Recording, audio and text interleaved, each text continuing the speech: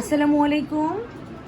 চলে আসছি দাওয়াত খেতে রৌনকদের বাসায়, খানবাড়ির সামনে এইচ ব্লক, জামে মসজিদের একদম মুখে যে আপনার নতুন বিল্ডিংটা হয়েছে। এটা কয়তলা?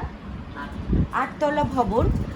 3তলা পর্যন্ত এখন ভাড়া হয়েছে, সামনে আরও বাড়বে। আপনারা একদম দেখবেন মুখেই যে মোড়ের যে বাড়িটা, সেটা আপনাদেরকে দেখাই। আমরা আসলে এখন থেকে নতুনভাবে আপনাদের সামনে ব্লগ নিয়ে, ভিডিও নিয়ে হাজির হব। নিপা ভাবির একটু শৌখিন, তার এই নতুন ফ্ল্যাটটাকে কীভাবে সাজিয়েছে। এটা হচ্ছে ভাবির ড্রয়িং রুম। ড্রয়িং রুমটা দেখতে পাচ্ছেন। ড্রয়িং রুমের সোফাটা অনেক সুন্দর হয়েছে, সোফার পিলোগুলো বেশি সুন্দর হয়েছে, দেখতেই পাচ্ছেন। আমরা আসছি দেখে একটু এলোমেলো হয়েছে, ভাবি সারাদিন গুছিয়ে অনেক কিছু করেছেন, কিন্তু আমরা একটু এলোমেলো করে ফেলেছি। এখানে আমরা দেখাই, ভাবির বাসাটাকে একটু দেখাই। এটা একটা লাইট দাও না রৌনক। এটা আমরা একটা ড্রয়িং রুমটা দেখতে পাচ্ছি। ড্রয়িং রুমের পাশে উপরে ফ্লোরগুলোতেও আপনারা এরকম বাসা পাবেন। এটা সম্ভবত এক্সট্রা কোনো রুম না, এটা মনে হয় গেস্ট রুম।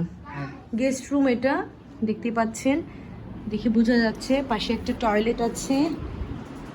ড্রয়িং রুমের এপাশ ওপাশ দুপাশে দরজা আছে। এপাশে আরেকটা রুম।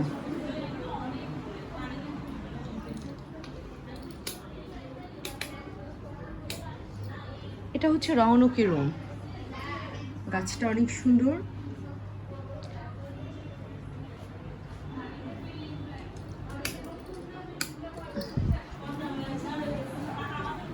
আমি অ্যাকোরিয়ামে মাছ রাখতে পারি না, যেহেতু আমি বিড়াল আছে। আমার অ্যাকোরিয়ামের মাছ সকালে যখন প্রথমে বিড়াল আনার পর কাহিনী, সকালে উঠে দেখি অ্যাকোরিয়ামের মুখের ইয়েটা খুলে বিড়াল মাছগুলো খেয়ে ফেলেছে। তো আপনি যদি চান যে এভাবে করে রাখবেন, কোনায় রাখতেই পারেন। অনেক সুন্দর করে এভাবে করে একটা অ্যাকোরিয়াম সেট করেছেন ভাবি। এখানে একটা ছোট্ট করিডোরের মতো আছে, এখানে আমরা দেখতে পাচ্ছি কিছু গাছগাছালি আছে। তো এটা হচ্ছে ডাইনিং স্পেস।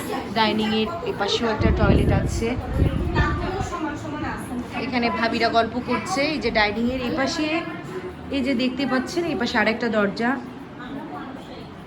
কিচেন। নিজের মতো করে যখন আপনি বাড়ি করবেন, আসলে অন্যরকম সুখ।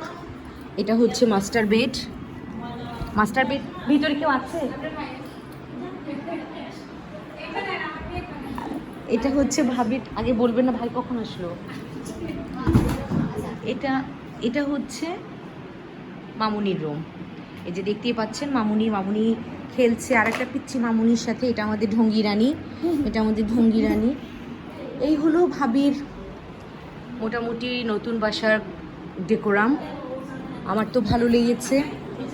আমরা মজার খাবার খাচ্ছি, গল্প করছি।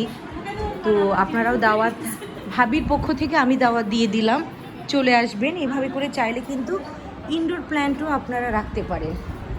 আমি বাসার ঠিকানাও বলে দিয়েছি, সমস্যা নেই। ভাবি খাওয়াতে ভালোবাসেন, উনি একটা গরু কোরবানি দিয়ে যে মাংসটা রেখেছে, আপনারা যদি একসাথে 100-150 জন আসেন, পেট ভরে খাওয়াই দিতে পারবেন। তো ভালো থাকবেন। আর সামনে যখন আবার বাসার উপরে বিল্ডিংয়ের কাজ শেষ হবে, তখন আমরা আবার একটা ভিডিও নিয়ে আসব। সেই ভিডিওতে আমরা দেখাবো যে ফ্ল্যাটগুলো কেমন করে, কিভাবে ভাবি ভাড়া দিচ্ছেন। ভালো থাকবেন ততক্ষণ। আসসালামু আলাইকুম।